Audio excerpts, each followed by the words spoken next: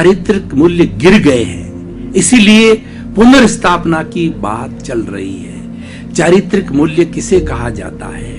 सबसे पहले हमें चारित्र को समझना है। चरित्र को समझना है।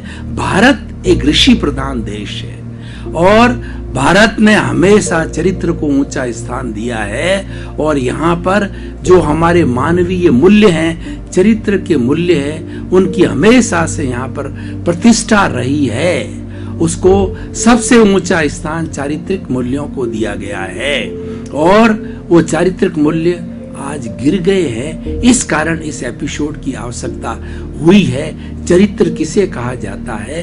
कंडक्ट को चरित्र कहते हैं। हम जीवन के अंदर जो चीज उतारते हैं, जो हम कोई भी चीज कार्य करते हैं और वो अच्छी तरीके से करते हैं, वो सारा चारित्र का अंश होता है। और चरित्र के लिए कहा गया है, if wealth is lost nothing is lost, if health is lost something is lost, and if the character is lost everything is lost।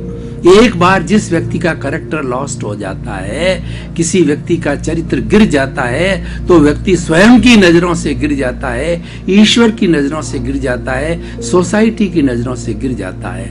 आज आपको मैं उदाहरण दूं कि ऐसे बहुत बड़े बड़े बाबा हैं जो मठाधीश हैं, जिनके पास करोड़ों की संपत्ति है, उनके करोड़ों अनुयायी है और वो पूजे जाते हैं, लेकिन वो चरित्र हनन का कार्य करते हैं तो उनकी स्थिति ऐसी आ गई है, उनको जेल भेजा जा रहा है, क्योंकि चारित्रिक मूल्यों का हनन किया गया है। जहां पर चारित्रिक मूल्यों का हनन होता है, वहां पर कठोर से कठोर सजा दी जाती है। हमारी सोसाइटी ने कुछ ऐसे एथिक्स बनाए हैं, कुछ ऐसे मूल्य बनाए हैं जिसको सर्वोच्च प्राथमिकता दी गई है, वो चारित्रिक मूल्य हैं। अब चारित्रिक मूल्य क्या है? मैं उन 5 महाव्रतों की बात करना चाहता हूं जो सन्यासी लेना चाहते हैं। ये 2 रूप के अंदर है, सन्यासी भी उसको ग्रहण कर सकता है, वो महाव्रत कहलाते हैं। और जो हाउस होल्डर है, गृहस्थी है, अगर उन नियमों को, उन व्रतों का पालन करे, चरित्र के उन व्रतों का पालन करे, तो वो अनुव्रती कहलाता है। वो महाव्रत कौन कौन से हैं? अहिंसा, सत्य, अचौर्य, ब्रह्मचर्य और परिग्रह। देखिए, इसके अंदर सबसे पहले हम अहिंसा की बात करते हैं। ये सबसे बड़ा चारित्रिक मूल्य है।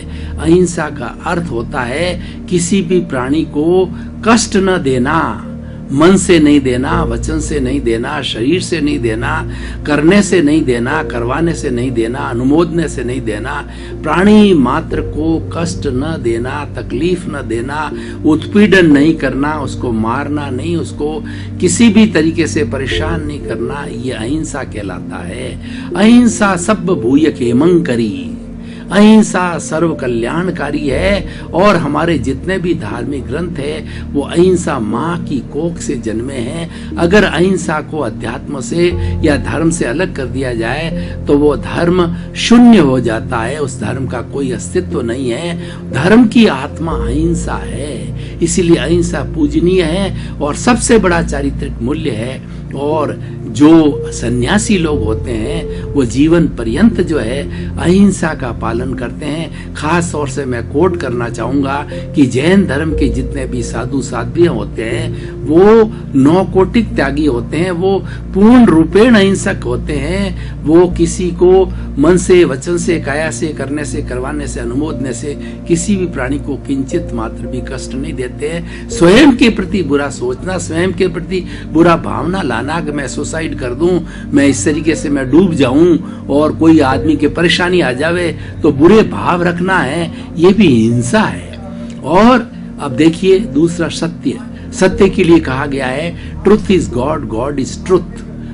जो महात्मा गांधी ने सबसे बड़ा स्लोगन दिया कि जो सत्य है वही भगवान है। मतलब भगवान की श्रेणी के अंदर सत्य को रखा गया है। सत्य के कोई कोण नहीं होते हैं, सत्य अकेला होता है। और झूठ के कई कोण होते हैं, झूठ की कई दिशाएं होती है। एक झूठ को छुपाने के लिए कई असंख्य झूठ बोलने पड़ते हैं, सैकड़ों झूठ बोलने पड़ते हैं। लेकिन सत्य होता है, सत्यवादी होता है, वो माला के अंदर जो मण के 108 होते हैं उसमें से सबसे चमकने वाला मण का सत्यवादी होता है। सत्यवादी को कहीं कोई तकलीफ नहीं होती, वो मानसिक संतुलन में रहता है और वह सबको शांति दे सकता है। और सत्यवादी सबका प्रिय होता है। और सत्य बोलने से मनुष्य का ओरा है बहुत शुद्ध हो जाता है, उसको वचन सिद्धि हो जाती है। जो वो बोलता है वो फलित होता है और उसके भीतर का जो आभा मंडल हो रहा है इतना शुद्ध होता है कि उसके विचार जो है विधायक भाव होते हैं। सत्य प्रेमी व्यक्ति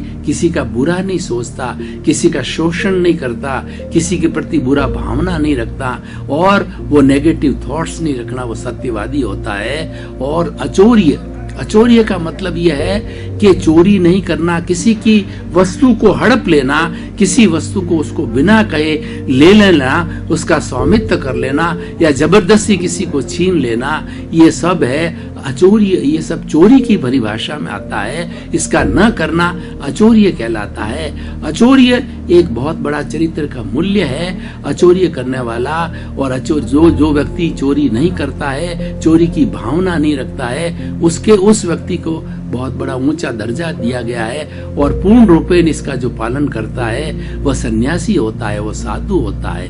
अहिंसा, सत्य, अचौर्य और ब्रह्मचर्य, देखिए चरित्र का ये सबसे बड़ा मूल्य है।